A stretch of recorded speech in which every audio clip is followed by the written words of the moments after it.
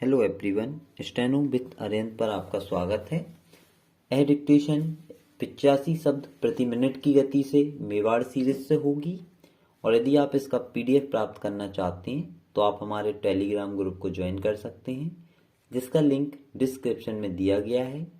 इसके अलावा जो भी इंफॉर्मेशन हम आपको देना चाहते हैं सर्वप्रथम वह हमारे ग्रुप में ही प्रोवाइड की जाती है, तो आप हमारे ग्रुप को ज्वाइन जरूर करें और वीडियो को ज़्यादा से ज़्यादा शेयर करें, चैनल को सब्सक्राइब करें, नोटिफिकेशन की घंटी ऑन करें ताकि आपके पास सबसे पहले इन्फॉर्मेशन पहुंच सके। चलिए तो डिक्टेशन प्रारंभ करते हैं। डिक्टेशन 5 सेकंड बाद।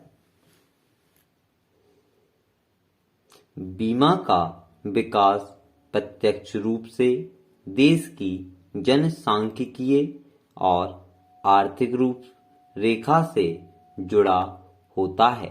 बीमा कंपनी व्यक्ति, समूह, परिसंपत्ति के अंतर्गत वित्तीय जोखिम उठाने संबंधी अनुबंधों का प्रस्ताव करती है, जबकि अन्य कंपनियां वस्तुओं और सेवाओं से संबंधित जुड़े व्यवसाय संचालित करती हैं। यद्यपि गैर बीमा कंपनियों द्वारा प्रस्तुत किए गए करार घंटे, दिन, महीने, वर्ष अथवा किसी व्यक्ति और परिसंपत्ति के लिए जीवन पर्यंत हो सकते हैं।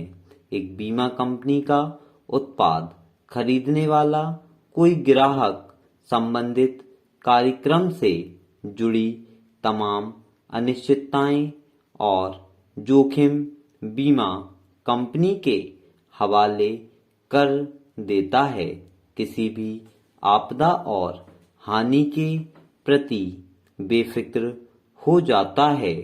दूसरी तरफ बीमा कंपनी सभी संबंधित जोखिमों और अनिश्चितताओं का बोझ अपने कंधों पर लेकर अनुबंध के अनुसार अधीन संपूर्ण समयावधि के लिए वित्तीय हानियों की प्रतिपूर्ति सुनिश्चित करती है। बाजार में जोखिम बीमा कंपनियों के लिए अवसर होता है। बीमा कंपनी अत्यधिक तकनीकी कार्यों के प्रबंधन के लिए अपना व्यवसाय संचालित करने के लिए बीमांकित नियुक्त करना अनिवार्य होता है। विकसित देशों में उच्च वित्तीय जोखिम माने जाते हैं, विशेष तौर पर बैंकिंग क्षेत्र में वित्तीय सेवाओं के लिए बीमाकर्ता नियुक्त किया जाता है। बीमा कंपनियां सामान्यतः उत्पादों की एक सीमा के साथ लघु और दीर्घावधि सभी प्रकार के वित्तीय जोखिमों के बारे में प्रस्ताव करती हैं। बाजार के अंतर्गत आने वाले सभी बीमा और निवेश उत्पाद जीवन बीमा, गैर जीवन बीमा की परिभाषा के अंतर्गत आते हैं, जो कि मुख्य तौर पर सावधि बीमा, आजीवन बीमा, वर्गीकृत बीमा, निवृत्ति एवं पेंशन उत्पाद, सूक्ष्म बीमा, स्वास्थ्य बीमा, मोटर बीमा, समुद्री बीमा, अग्नि बीमा, इंजीनियरिंग बीमा और विमानन बीमा से संबंध होते हैं। पुनः बीमा व्यवस्था के अंतर्गत बीमा कंपनी अपने जोखिम का एक भाग दूसरी बीमा कंपनी को अंतरित करती है, पुनः बीमांकित कहलाती है। भारत में बड़ी संख्या में परामर्शी, बीमांकित और बीमांकन संस्थाएं काम कर रही हैं, जो कर्मचारी लाभों के क्षेत्र में अपनी सेवाएं प्रदान कर रही हैं। अब निश्चित रूप से स्वीकार किया जा सकता है कि भारतीय बीमांकित संस्थान भारत में बीमांकन व्यवसाय के नियमन के लिए सांविधिक संस्थान है। अब यह भी प्रमाणित हो चुका है कि भारत बीमांकन बाहरी स्रोत से सेवाएं देने के लिए हब के रूप में तैयार हो गया है। महोदय, बीमांकन संस्था के माध्यम से किसान से लेकर मिल मालिक, मजदूर और कर्मचारी तक आपदा आने पर लाभ होने लगा है। हमारे देश का 600 लाख हेक्टेयर क्षेत्रफल रबी की खेती के लिए माना जाता है। अचानक बदलते मौसम का असर और फसल की बर्बादी देखकर अन्नदाता को परेशानियों का सामना करना पड़ रहा है। हमारी ज्यादातर खेती मौसम के अनुसार होती है। इसका असर हमारी खाद्य सुरक्षा पर पड़ सकता है।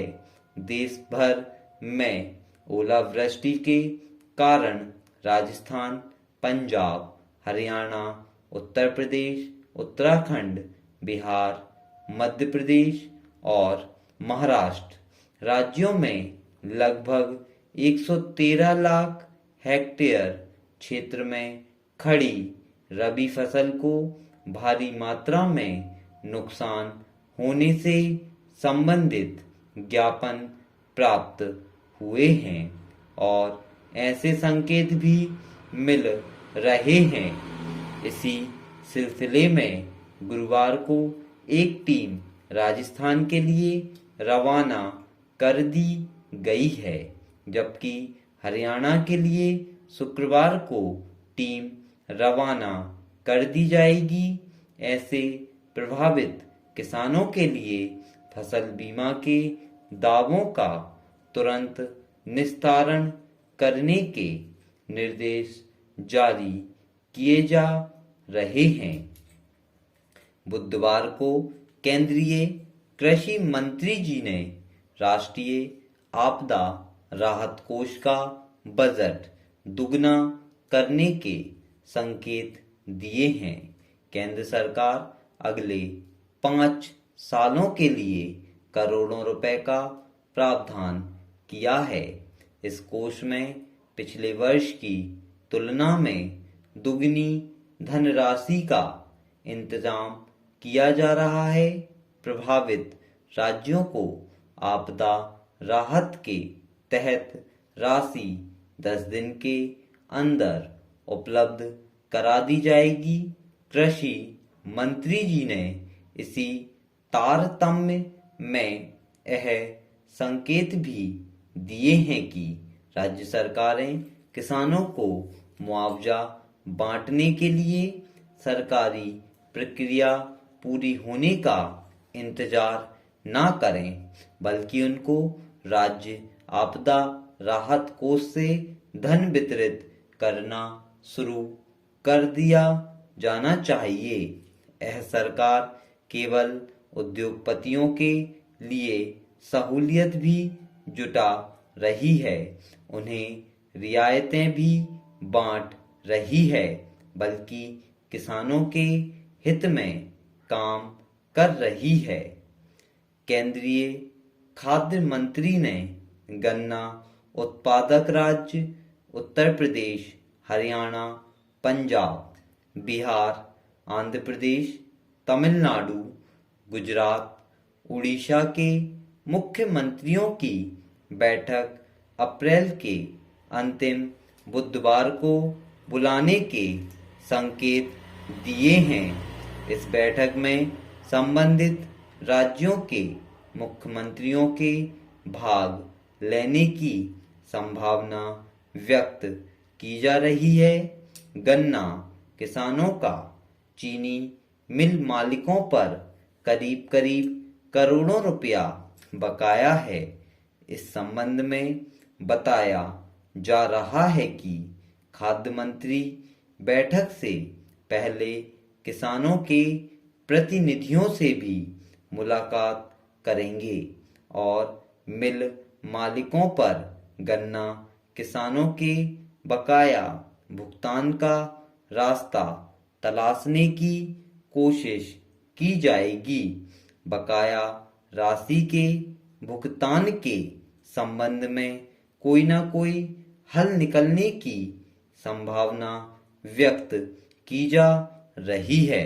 स्टॉप। यदि आपको वीडियो अच्छी लगी तो वीडियो को लाइक करें, चैनल को सब्सक्राइब करें और ज़्यादा से ज़्यादा लोगों में शेयर करें। Thank you.